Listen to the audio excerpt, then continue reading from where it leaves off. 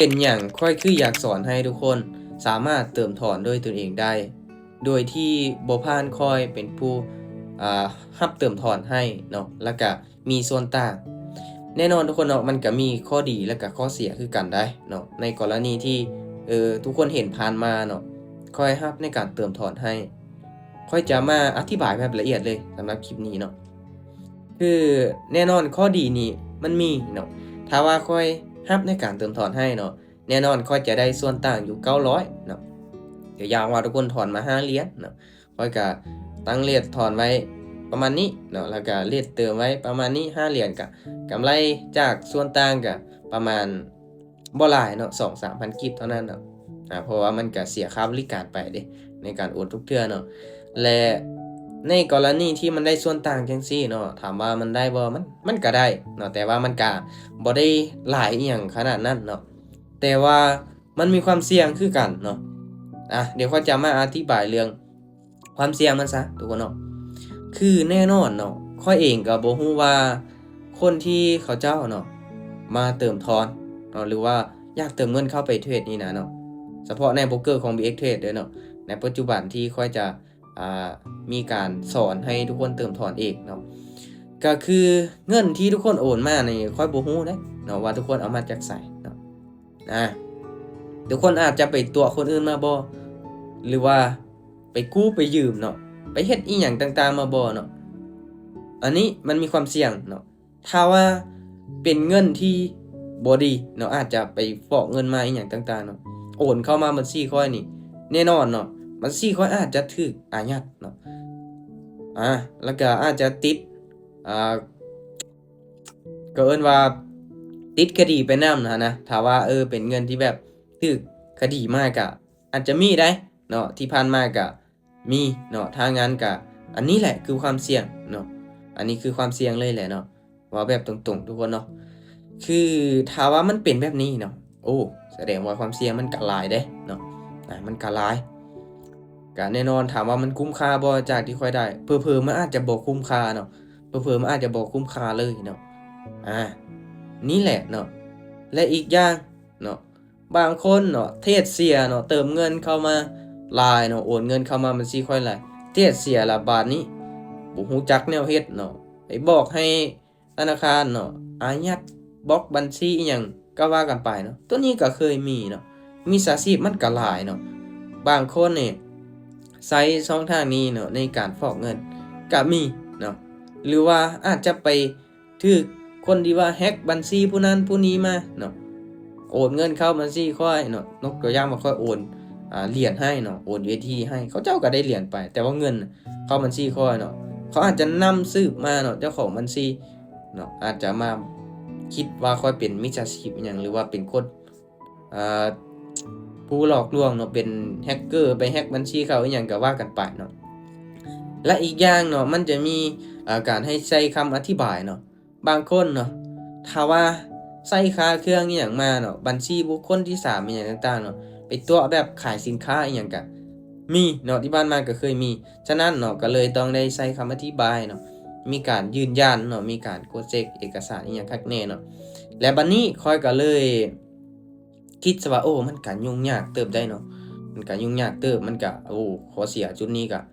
ถือว่าโอ้น่าคิดเนาะน่าคิด ก็เลยเฮ็ดให้ข้อยก็คิดทบทวนเบิ่งเนาะโอเคมันอาจจะมีปัญหาตัวนี้เนาะถ้าระยะยาวเด้มันเป็นแบบใดเนาะข้อยก็เลยอยากที่จะสอนเนาะให้ทุกคนเติมถอนด้วยตัวเองเป็นเอาซะๆเนาะคือตัวอย่างว่าอยู่ในประเทศลาวนี่ก็บริษัท BitKit เนาะคือทุกคนสามารถที่จะไปเปิดบัญชีเนาะ BitKit ได้หลังจากนั้นทุกคนโอนเงินกีบเนี่ยนะเนาะไปซื้อแลกเปลี่ยนเนาะเป็น USDT แล้วก็ทุกคน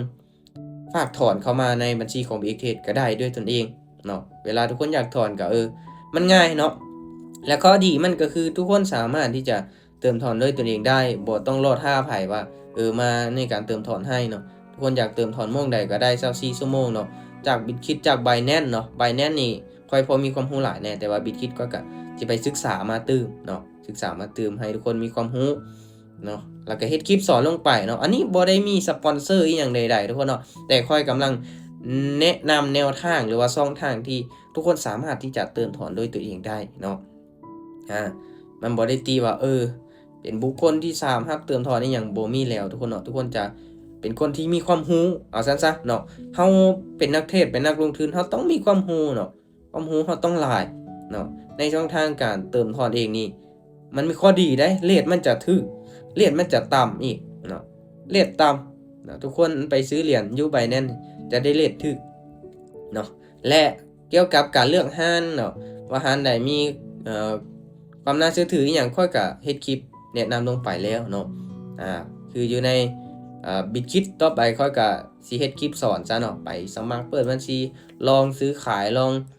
ทำธุรกรรมเบิ่งเนาะว่ามันโอเคส่ำใดค่อยก็มาเฮ็ดคลิปสอนให้กับทีมงานเนาะให้กับทีมงานสำหรับตัวนี้สำหรับใครที่ว่าอยากที่จะเติมถอนซื้อขายอีหยังช่วงนี้ค่อยก็สิแนะนำวิธีการซื้อด้วยตนเองเนาะเติมถอนด้วยตัวเองให้ก่อนเนาะเพราะว่าต่อไปค่อยอาจจะสำบายเนาะอาจจะสำบายได้ค่อยบ่ได้มารอท่าว่ามีคนมาเติมมาถอนอีหยังบ่ทุกคนก็เติมถอนให้เองเนาะเทรดได้กำไรก็ถอนเองเติมเองถอนเองได้กำไรเองเลยเนาะค่อยก็เพียงแต่ขึ้นมาแชร์ความรู้ให้เนาะในการเทรดในการสอน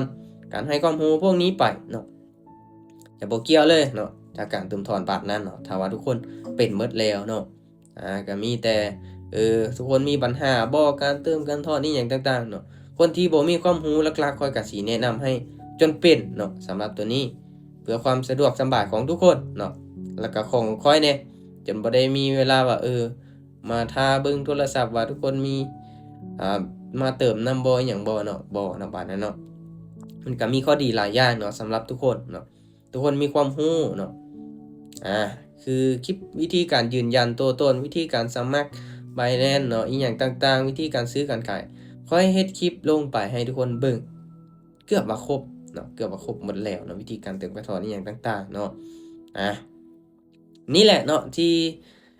สาเหตุเนาะที่หลายๆคนได้ทำฮู้นำกันเนาะอยู่ในกลุ่มเขาก็ได้แจ้งลงไปว่าจะสอนให้ทุกคนสามารถซื้อขายเติมถอนด้วยตัวเองได้เนาะข้อยเองก็จะมีเวลาหลายขึ้นเนาะมีเวลาหลายขึ้นเนาะแต่ที่เสียไปก็คือค่อยอาจจะบ่ได้ส่วนต่างเนาะในการเติมถอนนี้อย่างเนาะจะบ่มีคนมาเว้าให้ว่าโอ้เติมถอนนำทีมงานเนาะได้ส่วนต่างหลายเนาะได้เงินไปซื้อคำเซ็นใหญ่ๆมาใส่มันจะบ่มีอีกแล้วเนาะปัญหาตัวนี้มันจะบ่มีอีกแล้วเนาะถ้างั้นก็ให้ทุกคนเนาะต้องได้ตั้งใจเบิ่งคลิปเนาะศึกษาให้ตัวเองมีความรู้เนาะสำหรับวิธีการซื้อขายหรือว่าเติมถอนด้วยตนเองเนาะสำหรับใครที่อยากเทรดอยากลงทุนในกระดานเทรดของ BX Trade เนาะเทรดในรูปแบบ Binary Option เนาะทุกคนเนาะและก็ย้ำทุกคนเนาะค่อยจะย้ำทุกคลิปเนาะว่าในกรณีที่ค่อยเฮ็ดคลิปเนาะแชร์ความรู้แบ่งปันเทคนิคอีหยังลงไปเนาะก็บ่ได้มีเจตนาที่ว่าจะชักชวนให้ทุกคนเข้ามาเทรดเข้ามาลงทุนตามแต่อย่างใดถึงแม้ว่าค่อยเองเนาะสามารถเทรดสร้างกำไรได้เนาะบางมื้อได้บางมื้อเสียเนาะแน่นอนคนเฮามันเก่งบ่คือกันบางคนอาจจะเก่งตัวนี้บางคนอาจจะบ่ถนัดตัวนี้เนาะก็ว่ากันไปทุกคนเนาะแต่หลักๆเนาะคอยเพียงแต่อยากให้ทุกคนน่ะมีความรู้แท้ๆกับมันเนาะตัวใดที่มันโอเคมันเวิร์กเนาะทุกคนเห็นคลิปคอยทุกคนก็สามารถที่จะเอาไปปรับนำใช้ได้ตัวใดที่มันบ่โอเคก็ทิ้งไปทุกคนเนาะย้ำเลยแหละว่าทุกๆการลงทุนเนี่ยมันมีความเสี่ยงเนาะแม้มันได้ไวมันก็เสียไวเนาะอันนี้คือความเป็นจริงเนาะดังนั้นเงินที่นำมาลงทุนทุกคนเนาะต้องเป็นเงินเย็นเงินที่เฮาหามาด้วยตนเองเนาะแบ่งมาลงทุนคักแน่เนาะตัวนี้ก็ได้ย้ำตลอดเนาะโอเคสำหรับคลิปนี้หรือว่าตัวใดยังคงคาใจทุกคนสามารถที่จะคอมเมนต์มาถามก็ได้เนาะว่าจะเป็นวิธีการเติมถอนอีหยังด้วยตัวเองก็จะให้คำแนะนำแบบเต็มที่เนาะโอเคสำหรับคลิปนี้หวังว่าทุกคนจะเข้าใจเนาะโอเคเข้าใจทุกคนที่รับชมทุกคนเนาะเดี๋ยวเขาจะออกมาเฮ็ดคลิปให้ความรู้อยู่เรื่อยๆเนาะฝากติดตามได้เลยทุกคนได้โอเคสำหรับคลิปนี้บ๊ายบาย